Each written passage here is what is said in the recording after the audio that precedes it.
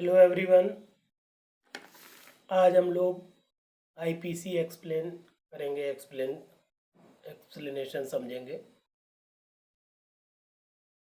IPC के section 320 से लेकर आज हम लोग जाएंगे 403 तक। 300 की सीरीज पूरी आज कर देंगे। 320 क्या कहती है? 320 एग्जैक्टली बताई गई है। घोर उपति ग्रीवियस हर्ट जो होती हैं वो कितने तरह की होती हैं? ग्रेवियस हर्ट, उपति मीन्स हर्ट, चोट। उसमें से घोर उपति की पहले तो ये पूछ लेते कितनी किस्में हैं, तो 8 किस्म की उपति जो है घोर उपहति में आती है, जिसमें से पहला है पुंसत्व हरण। पुंसत्व हरण होता है इमैस्कुलेशन, मतलब किसी पुरुष को नपुंसक बना देना, उसकी पुरुष की शक्ति खत्म कर देना। दूसरी चीज है दोनों में से किसी नेत्र की दृष्टि का स्थायी विच्छेद हो जाए। तीसरी चीज है दोनों में से किसी भी कान की श्रवण से शक्ति का स्थायी विच्छेद हो जाए। चौथी चीज है किसी दोनों में से किसी भी कान की श्रवण शक्ति का स्थायी विच्छेद हो जाए।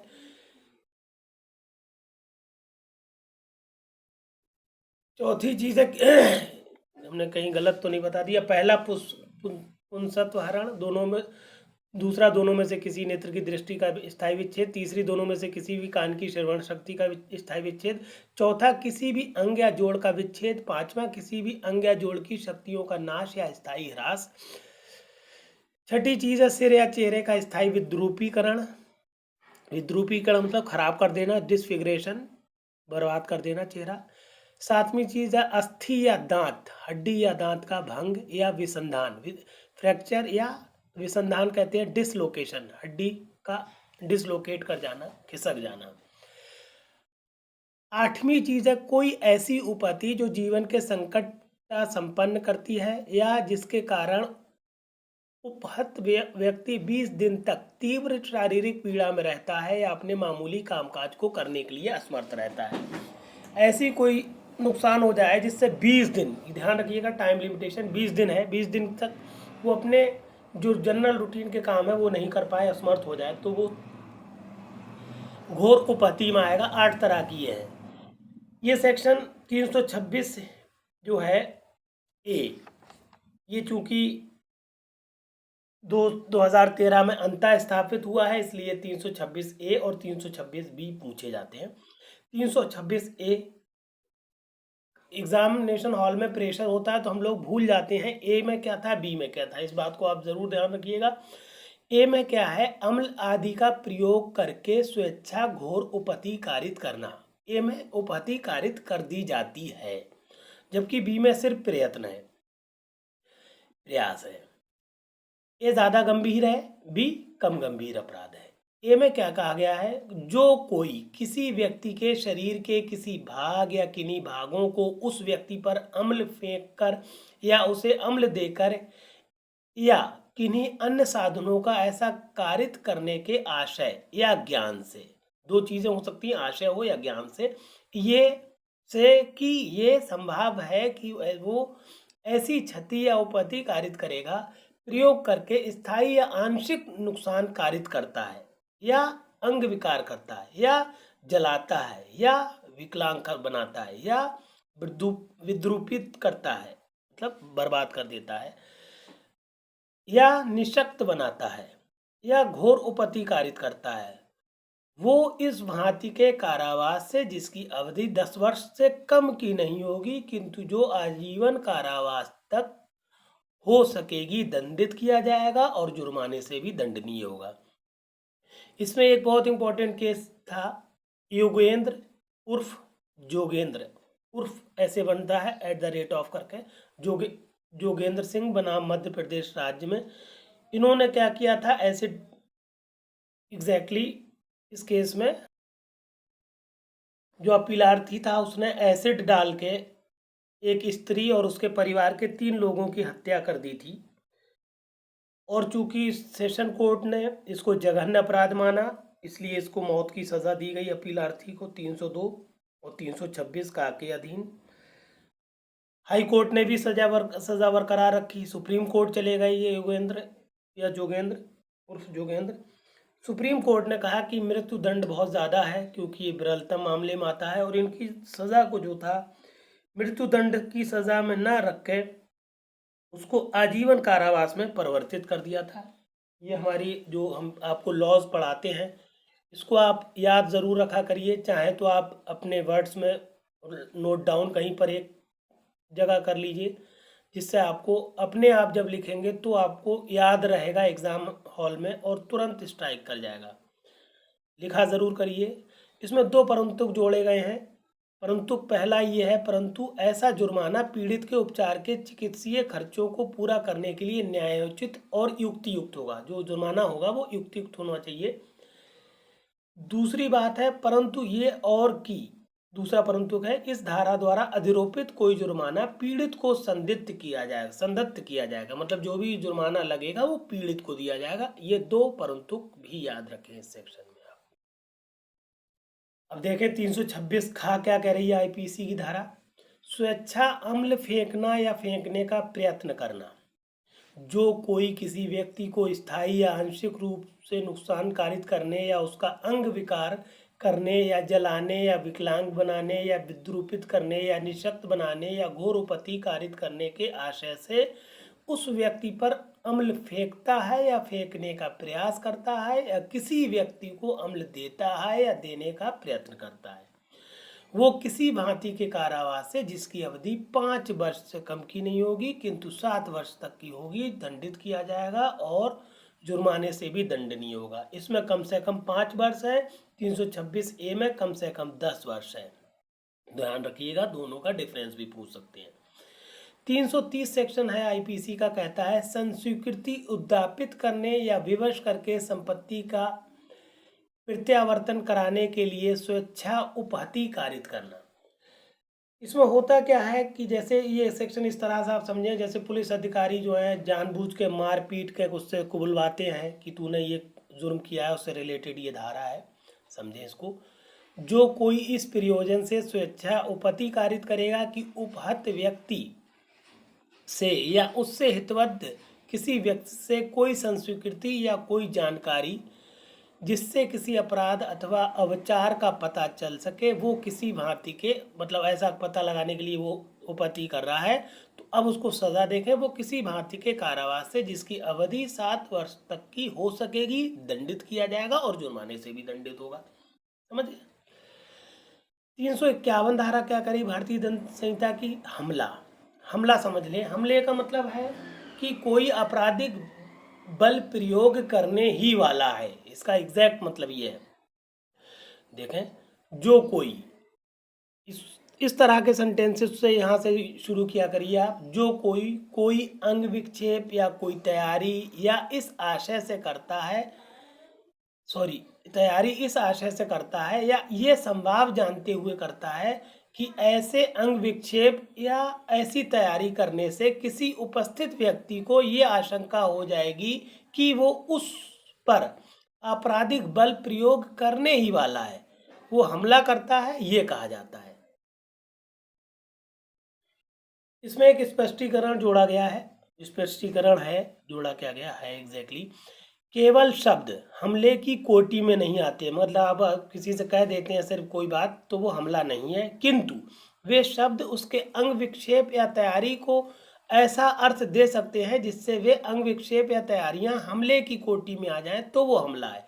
जैसे आपने किसी से कह दिया अभी मारूंगा तो वो हमला नहीं है, और आपने गुम्मा ईंटा उठाया और उसके ऊपर उसारा और बोले अभी मार दूंगा तो दैट इज हमला। ये समझ लें आप, बिल्कुल फर्क है। ठीक, आगे चले। अब भारतीय दंड संहिता की धारा 361 पर आ जाइए।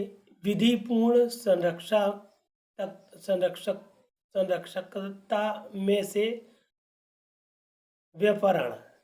संरक्षकता मतलब क्या होता है, इसको व्यपहरण को किडनैपिंग कहते हैं। किसी के संरक्षण में कोई व्यक्ति है तो वो संरक्षकता में आएगा। जो कोई किसी अप्राप्तवय को, मतलब वो माइनर है यदि वो नर हो तो 16 वर्ष से कम आयु वाले को, या यदि वो नारी है तो 18 वर्ष से कम आयु वाली को, या किसी विकृत चित्त व्यक्ति को ऐसे अप्राप्तव्य या विकृत चित्त व्यक्ति को संरक्षकता में से ऐसे संरक्षक की सम्मति के बिना ले जाता है या बहका ले जाता है। दो चीज़ें हैं, सम्मति के बिना ले जाता है या बहका ले जाता है। वो ऐसे अप्राप्तव्य या ऐसे व्यक्ति का विधिपूर्ण संरक्षकता में से व्यपहरण करता है, ये कहा जाता है। ठीक, अगर ये ध्यान रखना है, अगर वो नर है तो 16 वर्ष से कम का हो और नारी है तो 18 से कम की हो। फिर 363 आईपीसी में व्यपहरण के लिए दंड का प्रावधान किया गया है। जो कोई भारत में से या विधिपूर्ण संरक्षकता में से किसी व्यक्ति का व्यपहरण करेगा, वो दोनों में से किसी भांति के कारावास से जिसकी अवधि 7 वर्ष तक की होगी दंडित किया जाएगा और जुर्माने से भी दंडनीय होगा। इसमें एक बहुत इंपॉर्टेंट केस है, मनोज सूर्यवंशी बनाम छत्तीसगढ़ राज्य 2020, सुप्रीम कोर्ट ने ये डिसीजन दिया है और ये एग्जैक्टली परिस्थिति जन्य साक्ष्य पे आधारित निर्णय है। आज के ट्रेंड पे बहुत ज़्यादा पूछा जाता है, परिस्थिति जन्य साक्ष्य के आधार पर निर्णय की व्याख्या करिए, अगर कोई जानते हैं आप तो ये परिस्थिति जन्य साक्ष्य पे है। इसमें एग्जैक्टली हुआ क्या था हम बताते हैं आपको, आप पॉज करके लिख लीजिएगा।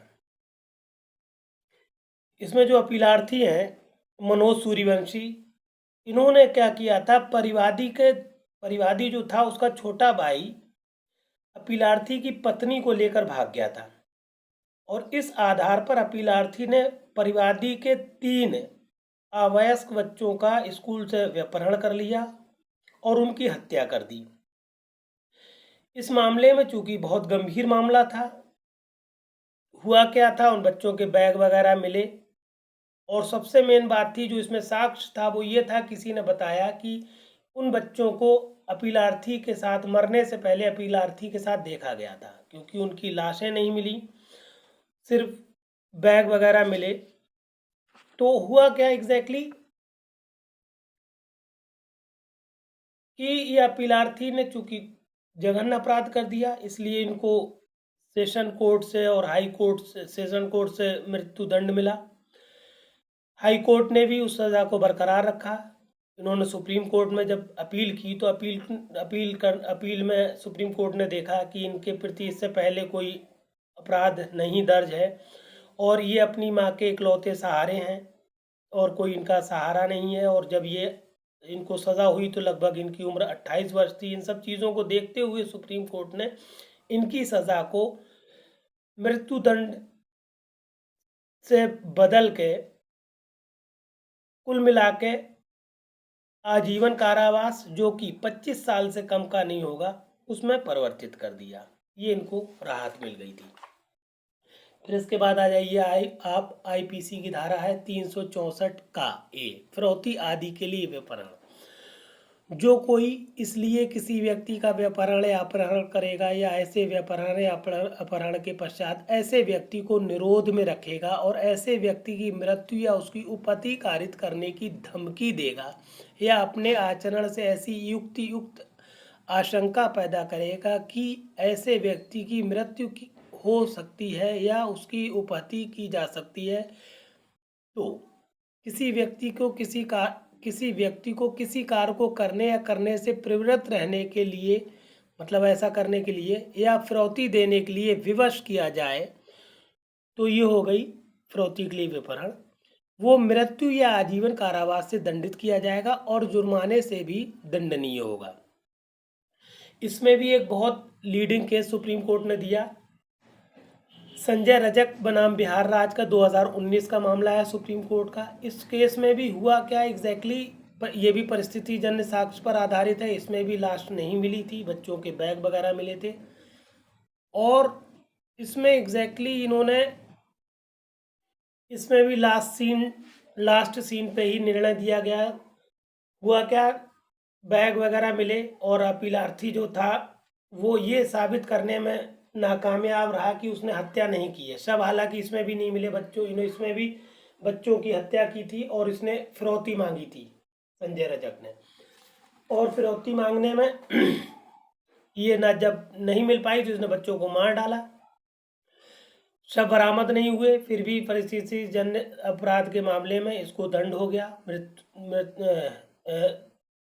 दंड के बाद ये अपील किया। अपील के बाद अपील करने पे सुप्रीम कोर्ट ने देखा सारा मैटर और पाया कि सारी चीज़ें अभियुक्त के खिलाफ हैं, इसलिए इसकी अपील में कोई मेरिट नहीं है और अपील इसकी निरस्त कर दी गई थी सुप्रीम कोर्ट द्वारा। ये आपको लिखना है केस में। बहुत ही इम्पोर्टेंट टॉपिक है भारतीय दंड संहिता का 375 बलात्संग। इसमें बहुत तरह से फ्रेम होते हैं क्वेश्चन। देखिए, ये हम आईपीसी आपको अभी पढ़ा दे रहे हैं क्योंकि डायरेक्ट आईपीसी पे क्वेश्चंस कम आते हैं। अब प्रॉब्लम बेस्ड क्वेश्चन आने लगे हैं, लेटेस्ट पैटर्न बदल गया है। हम आपको अभी इस सेक्शन से रिलेटेड या पीछे 302, 300 ये सब रिलेटेड, फिर आगे डकैती, हत्या, इन सब के सारे क्वेश्चंस आखिर में सारे सेक्शन से रिलेटेड कराएंगे। इसलिए आप पूरे अपडेटेड रहिएगा, हमारे सारे वीडियोस को देखिएगा, मिस ना करिएगा और 100% उस पर सब्सक्राइब रहिएगा, जिससे हम जैसे ही इंफॉर्मेशन डालें आपको उस केस से रिलेटेड मिल जाए। क्योंकि आईपीसी का टॉपिक उतना जानता है हर आदमी, मगर जब क्वेश्चंस आते हैं तो उनमें प्रॉब्लम होती है। तो हम आपको लास्ट में चल के इनकी सारे जब सब्जेक्ट हम कंप्लीट करा लेंगे, अभी तो सिलेबस बहुत बड़ा है, सिलेबस पहले पूरा करा दें, फिर आपके साथ क्वेश्चंस भी डिस्कस करेंगे। इसलिए ये मैटर आप पाने के लिए हमारा चैनल ज़रूर सब्सक्राइब करें और डे 1 से लेकर डे 100 तक के कोई भी वीडियो छोड़े ना और सारे दोस्तों को अपने सेंड भी ज़रूर करें, जिससे ज़्यादा से ज़्यादा लोगों का सिलेक्शन हो सके और ज़्यादा से ज़्यादा लोग इसका फ़ायदा उठा सकें। फिर ये सेक्शन होता क्या, इसमें किस तरह से आता है, परिभाषा आ जाती, व्याख्या आ जाती बलात्संग के बारे में, या पूछ लेते हैं। बहुत सारे पॉइंट हैं, इसको आप बिल्कुल क्लियर करके समझ लें। पहली बात तो पहले पढ़ाया गया है कि बलात्संग होता क्या है, बलात्कार होता क्या है। यदि कोई पुरुष, पहली बात काम है, किसी स्त्री की योनि, उसके मुंह, मूत्र मार्ग या गुदा में अपना लिंग किसी भी सीमा तक प्रवेश करता है या किसी अन्य से कारित कराता है तो ये बलात्कार हो गया। या फिर किसी स्त्री की योनि, मूत्र मार्ग या गुदा में ऐसी कोई वस्तु या शरीर का कोई भाग जो लिंग ना हो किसी भी सीमा तक प्रविष्ट करता है या किसी अन्य व्यक्ति से कराता है, या देखिए, या तो खुद कर रहा है या किसी को करा रहा है, तब भी वो बलात्कार है। अगर वो किसी और से करवा रहा है ये काम, तब भी बलात्कार की श्रेणी में आएगा। फिर आप आ जाइए, किसी स्त्री के शरीर के किसी भाग का इस प्रकार हस्त साधन करता है जिससे कि उस स्त्री की योनि, गुदा, मूत्र मार्ग या शरीर के किसी भाग में प्रवेशन किया जा सके, या उससे ऐसा किसी अन्य द्वारा कराता है। या फिर आखिरी और चौथी बात, किसी स्त्री की योनि, गुदा, मूत्र मार्ग पर अपना मुंह लगाता है या उससे ऐसा किसी अन्य व्यक्ति द्वारा कराता है, मतलब उस महिला के साथ ऐसा किसी अन्य व्यक्ति से कराता है, तो ये 4 दशाओं में वो माना जाता है बलात्संग करता है। अब क्या है, तो उसके बारे में ये कहा जाएगा कि उसने बलात्संग किया है जहां ऐसा निम्नलिखित 7 भांति की परिस्थितियों में से किसी के अधीन किया जाता है। परिस्थितियां क्या हैं, 4 परिस्थितियों में ये काम कर रहा है, तो ऊपर वाले 4, तो वो इन 7 परिस्थितियों में बलात्संग करेगा। पहली बात, उस स्त्री की इच्छा के विरुद्ध। दूसरी बात, उस स्त्री की सम्मति के बिना। तीसरी बात, उस स्त्री की सम्मति से जबकि उसकी सम्मति मृत्यु या उपपत्ति के भय में डालकर अभिप्राप्त की गई है। चौथी बात, उस स्त्री की सम्मति से जबकि वो पुरुष ये जानता है कि वो उसका पति नहीं है और उस महिला ने सम्मति इस कारण दी है कि वो विश्वास करती है कि ऐसा पुरुष उसका पति है। ये बहुत ज़्यादा पूछा जाता है। चौथा पॉइंट, उस स्त्री की सम्मति से जब ऐसी सम्मति देने के समय वो विकृत है या मैथता के कारण सम्मति की प्रकृति और परिणामों को समझने में असमर्थ है। या तो वो मैथ है, मतलब नशे में है, या विकृत है और वो नहीं जान रही वो क्या सम्मति दे रही है। छठी बात बहुत पूछी जाती है, उस स्त्री की सम्मति से या उसके बिना जब वो 18 वर्ष से कम आयु की हो। 18 से कम है तो उसकी सम्मति कोई मायने नहीं रखती।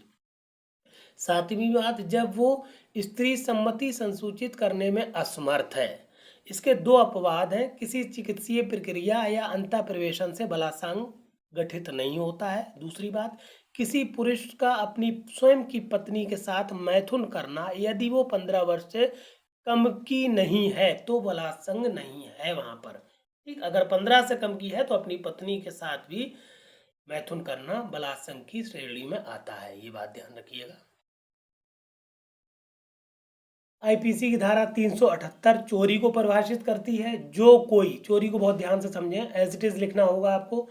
जो कोई किसी व्यक्ति के कब्जे में से उस व्यक्ति की सम्मति के बिना कोई जंगम मूवेबल संपत्ति बेईमानी से ले जाने का आशय रखते हुए वो संपत्ति ऐसे लेने के लिए हटाता है, वो चोरी करता है, ये कहा जाता है। अब चोरी के लिए दंड, भारतीय दंड संहिता की धारा 379 में चोरी के लिए दंड है।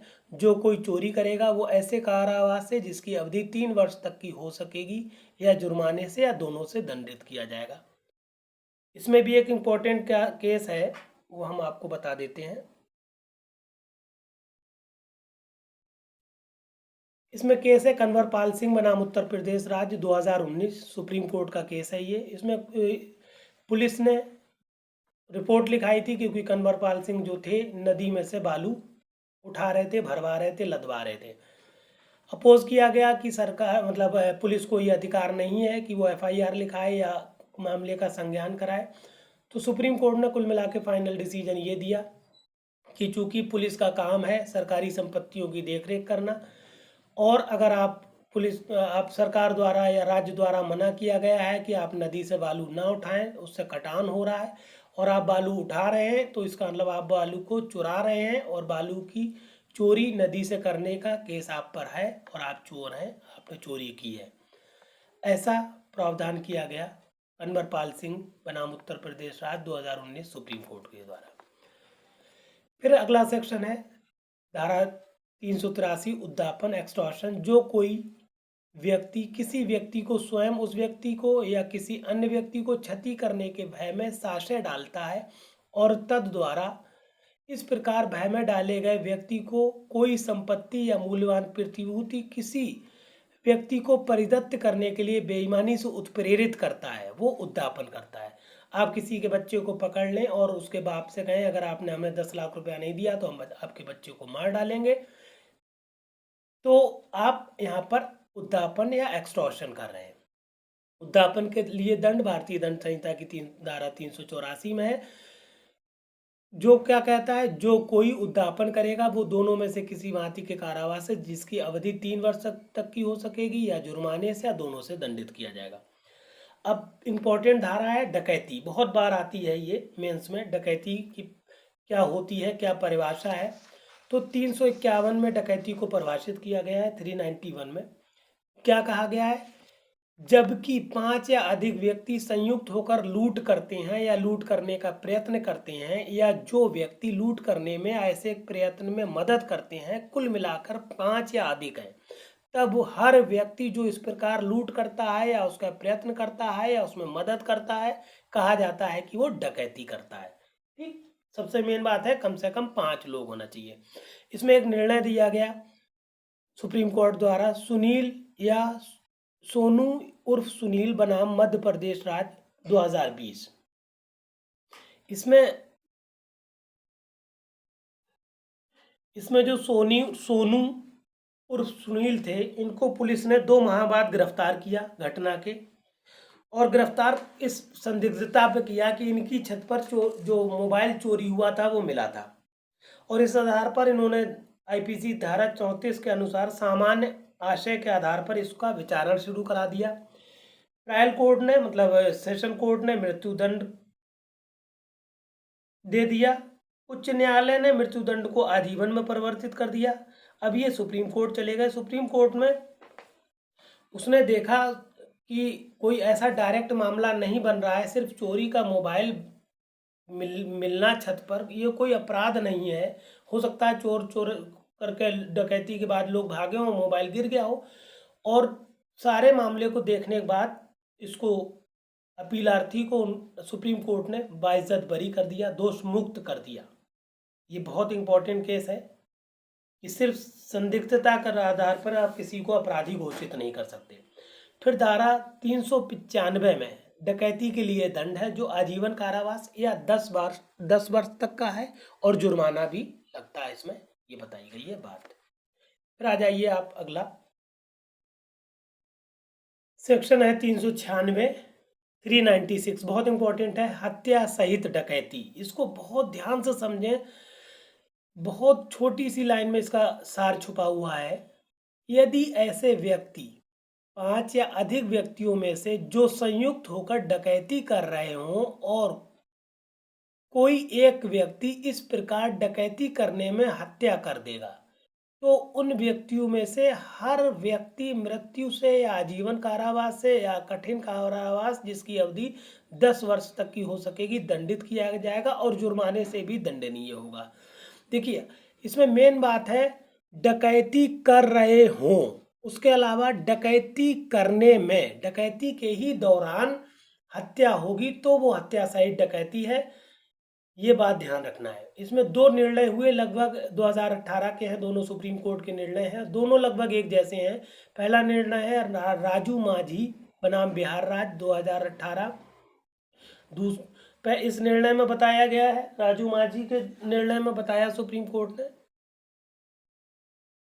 कि डकैती के पश्चात इसके राजू माझी के पास से 400 रुपये बरामद हुए, और डकैती में जो एक छड़ी थी जो चोरी हुई थी घर से डकैती में बाद, इस राजू माझी के पास से वो छड़ी बरामद हुई, और ये साबित करने में असफल रहे कि ये कहाँ से लाए हैं, और इस आधार पर इन्होंने संस्वीकृति भी की, और इस आधार पर इनको 396 के अंतर्गत दोष सिद्ध किया गया, और सुप्रीम कोर्ट ने इनकी अपील को निरस्त कर दिया, क्योंकि ये साबित करने में असफल रहे कि ये छड़ी और ये पैसे तुरंत डकैती के बाद लाए कहाँ से थे। दूसरा केस था शाहजहां साथ में बशीर बनाम राज 2018 का, ये भी केस है, ये भी लगभग ऐसा ही केस है। इस केस में भी हुआ क्या था, डकैती के बाद आभूषण मिले थे इनके पास, और जिनकी पहचान, आभूषणों की पहचान परिवादी ने कर ली थी, और ये असफल रहे कि आभूषण कहाँ से लाए, और इसलिए सुप्रीम कोर्ट ने इनकी सजा को बरकरार रखा, और ये दोष सिद्ध हुए 396 के तहत। एक धारा है 403, इंपॉर्टेंट धारा है, संपत्ति का बेईमानी से दुर्विनियोग। दुर्विनियोग कहते हैं मिस एप्रोप्रिएशन को। क्या समझने, दुर्विनियोग का मतलब जैसे हम और आप कोई एक घोड़ा खरीदें मिलकर, और उससे हम मान लीजिए काम करा रहे हैं, तो हम लोगों का फायदा आधा आधा हो रहा है, कोई दिक्कत नहीं, पार्टनरशिप है। अब आपने बेईमानी से वो घोड़ा बेच दिया, अब आपने क्या कर दिया, यहाँ पर दुर्विनियोग कर दिया। देखिए ध्यान से समझिए, जो कोई बेईमानी से किसी जंगम मूवेबल संपत्ति का दुर्विनियोग करेगा या उसको अपने उपयोग के लिए संपरिवर्तित कर लेगा, वो दोनों में से किसी भांति के कारावास से जिसकी अवधि 2 वर्ष तक की हो सकेगी, या जुर्माने से, या दोनों से दंडित किया जाएगा। समझ गए, घोड़ा लेके आपने बेच दिया, तो आप घोड़ा मतलब पार्टनरशिप का घोड़ा बेच दिया, आप दुर्विनियोग। धारा 404 क्या है, ऐसी संपत्ति का बेईमानी से दुर्विनियोग जो मृत व्यक्ति की मृत्यु के समय उसके कब्जे में थी। इसको ध्यान से समझे, जो कोई किसी संपत्ति को ये जानते हुए कि ऐसी संपत्ति किसी व्यक्ति की मृत्यु के समय उस मृत व्यक्ति के कब्जे में थी और तब से किसी व्यक्ति के कब्जे में नहीं रही है, जो ऐसे कब्जे का वैध रूप से हकदार है, बेईमानी से दुर्विनियोग करेगा या अपने उपयोग में संपरिवर्तित कर लेगा, वो कारावास से जिसकी अवधि 3 वर्ष तक की हो सकेगी दंडित किया जाएगा, और जुर्माने से भी दंडनीय होगा। और यदि वो अपराधी ऐसे व्यक्ति की मृत्यु के समय लिपिक या सेवक के रूप में उसके द्वारा नियोजित था, तो कारावास 7 वर्ष तक का हो सकता है।